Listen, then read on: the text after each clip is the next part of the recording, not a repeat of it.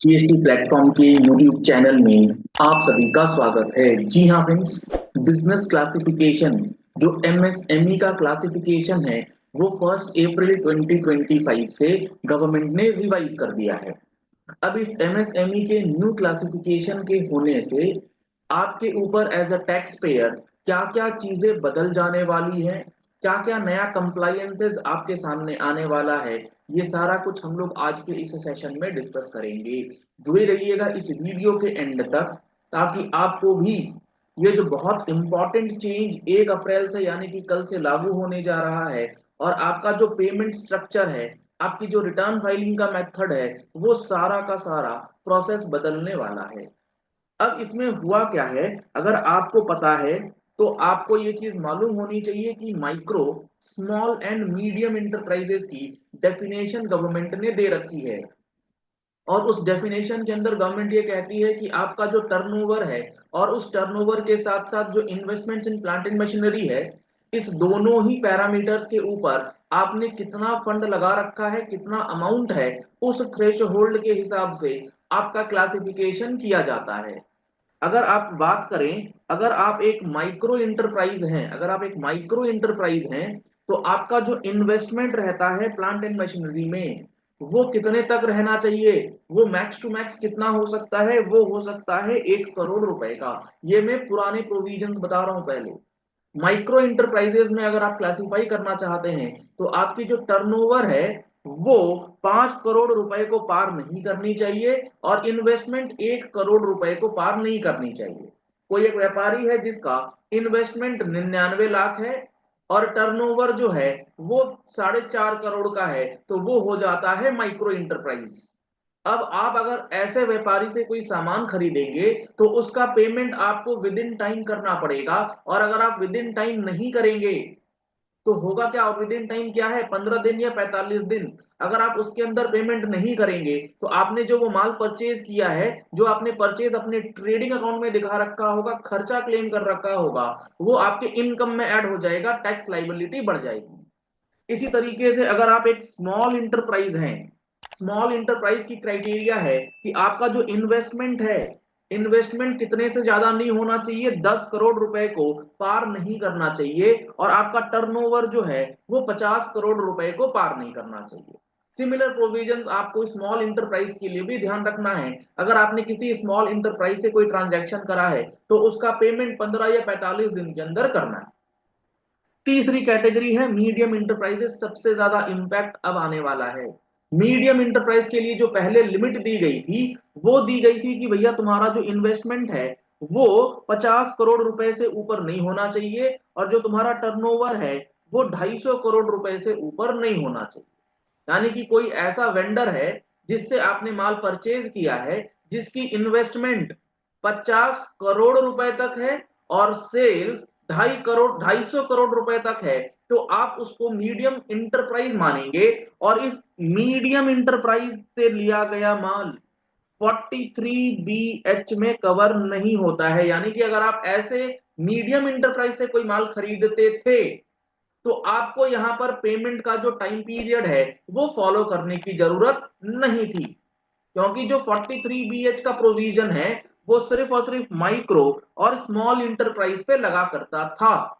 लेकिन अब गवर्नमेंट ने क्या करा है, गवर्नमेंट ने ये लिमिट्स रिवाइज कर दिए हैं। गवर्नमेंट ने जो ये लिमिट्स रिवाइज कर दिए हैं, इसके अंदर गवर्नमेंट ने अब ये बोला है कि अगर आप माइक्रो इंटरप्राइज में क्लासिफाई होंगे तो आपका investment in plant and machinery रहेगा 250 करोड़, 2.5 करोड़, और आपके पास जो टर्नओवर की लिमिट होगी वो होगी 10 करोड़, जो पहले 5 करोड़ हुआ करती थी। अगर आप स्मॉल स्मॉल इंटरप्राइज में क्वालिफाई होना चाहते हैं तो आपका टर्नओवर 100 करोड़ रुपए और इन्वेस्टमेंट जो है वो 25 करोड़ रुपए तक का होना चाहिए।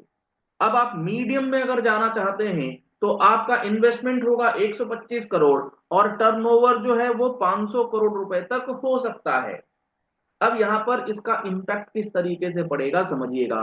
मान लीजिए कोई एक सप्लायर है XYZ जिससे आप माल परचेज करते हैं, इसका इन्वेस्टमेंट जो है वो है लेट सपोज 24 करोड़ 50 लाख रुपए का, और इसका एनुअल एग्रीगेट टर्नओवर जो है वो है लेट सपोज 99 करोड़ रुपए का। आपने ऐसे किसी सप्लायर से माल परचेज किया है, तो पुराने नियम के हिसाब से ये जो सप्लायर है जिससे आपने माल खरीदा, ये ना तो माइक्रो इंटरप्राइज में आएगा। माइक्रो इंटरप्राइज में क्यों नहीं आएगा? क्योंकि माइक्रो इंटरप्राइज की जो लिमिट थी, पुरानी लिमिट, वो कितनी है? इन्वेस्टमेंट के लिए 1 करोड़ और टर्नओवर के लिए 5 करोड़, ये दोनों को पार कर रहा है।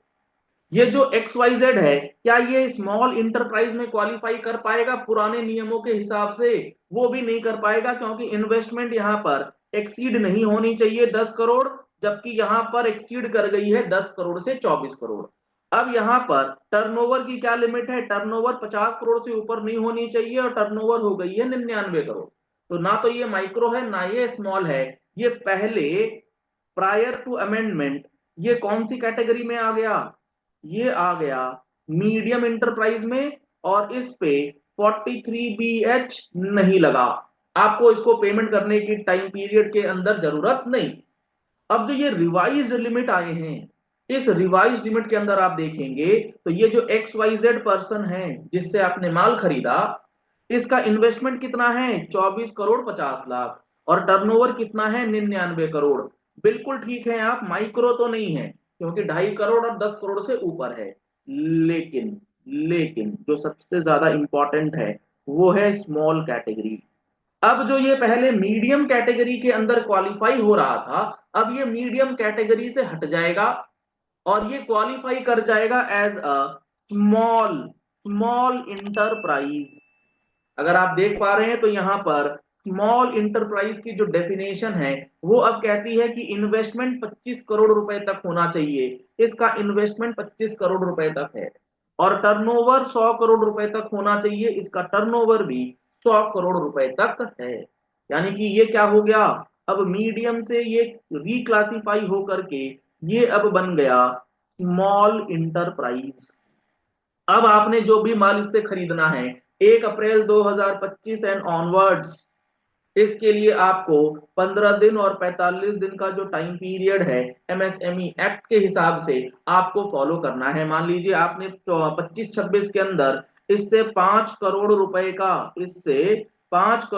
का माल जो है वो परचेज किया, और इसकी पेमेंट आपने 15 डेज या 45 डेज के अंदर, 15 days without any contract, 45 days with contract, अगर आपने पेमेंट नहीं करी तो ये जो 5 करोड़ रुपए का परचेज आप अपनी ट्रेडिंग अकाउंट में लेकर के जाते हैं, ये आपको इसका बेनिफिट नहीं दे पाएगा। पूरा का पूरा 5 करोड़ रुपए आपके एक्सपेंस को डिसअलाउ करते हुए इस पर टैक्स जो है वो लगा दिया जाएगा, और इसका पेमेंट जब आप करेंगे उस साल आप इसका बेनिफिट ले पाएंगे। तो बहुत ही इंपॉर्टेंट चेंज 43BH के अंदर MSME क्लासिफिकेशन की चेंज होने की वजह से आ गया है। इसी के साथ साथ एक नया चेंज और आया है कि अब आपको किसी भी माइक्रो या स्मॉल इंटरप्राइजेस के साथ कितना बिजनेस करते हैं, उसका पेमेंट आपने कब कब करा है, कितने डीले से करा है, और उस डीले का क्या रीजन है, उसके लिए हाफ ईयरली रिटर्न भी भरनी कंपलसरी है। अब आपको हाफ ईयरली रिटर्न फाइल करना होगा, और उस रिटर्न के अंदर ये डिक्लेयर करना पड़ेगा कि आपने इस पर्टिकुलर XYZ MSME से जो माल खरीदा उसका कितना डीले से आपने पेमेंट किया, 15 दिन से लेकर के या 45 दिन से ऊपर, और उसका रीजन क्या है, वो सारा कुछ डिक्लेयर करते हुए हाफ ईयरली रिटर्न जो है वो भी फाइल करनी होगी विद इफेक्ट फ्रॉम 1 अप्रैल 2025। तो आप इसका इम्पैक्ट बहुत अच्छे से समझ लीजिए कि ये जो आपका माइक्रो और स्मॉल की डेफिनेशन में चेंजेस हुआ है, इससे अब आपके इनकम टैक्स के अंदर आपके अकाउंटेंट्स के लिए पूरा का पूरा बुक्स ऑफ अकाउंट्स बनाने का प्रोसेस, क्लासिफिकेशन ऑफ वेंडर, उद्यम आधार रजिस्ट्रेशन, क्लासिफिकेशन, और उसके बाद शिफ्टिंग ऑफ क्लासिफिकेशन, ये सारा कुछ करना जो है वो अब फिर से जरूरी हो गया है। आशा करते हैं आपको ये सारी बात बहुत अच्छे से समझ में आ गई होगी और आप इस पॉइंट को अच्छे से नोट कर चुके होंगे। चलिए इस वीडियो को यही एंड करते हैं। आशा करते हैं आपको कोई भी प्रॉब्लम जो है इस पॉइंट से रिलेटेड नहीं होगी। पहली बार आए हैं हमारे यूट्यूब चैनल पर तो आप हमारे चैनल को फॉलो कर सकते हैं, सब्सक्राइब कर सकते हैं नोटिफिकेशन बेल के साथ, ताकि कोई भी इंपॉर्टेंट वीडियो आपसे मिस ना हो जाए। जीएसटी के अंदर फुल कोर्स की रिक्वायरमेंट है 180 प्लस आवर्स की classes with exclusive sessions on 128 capital A MNST scheme, जिसमें 5 से 6 घंटे की क्लासेस आपको दी जा रही हैं। आप उसे एनरोल करा सकते हैं। कॉन्टैक्ट नंबर आपको स्क्रीन पर दिए गए उन नंबर्स पे कॉल या व्हाट्सएप कर आप हमारा मोबाइल एप्लीकेशन डाउनलोड कर सकते हैं जीएसटी प्लेटफॉर्म का। डायरेक्टली एप्लीकेशन के अंदर आपको सारे लाइव कोर्सेज नजर आएंगे। उसका भी लिंक आपको वीडियो के डिस्क्रिप्शन बॉक्स में दिया गया है। Thank you, have a nice day.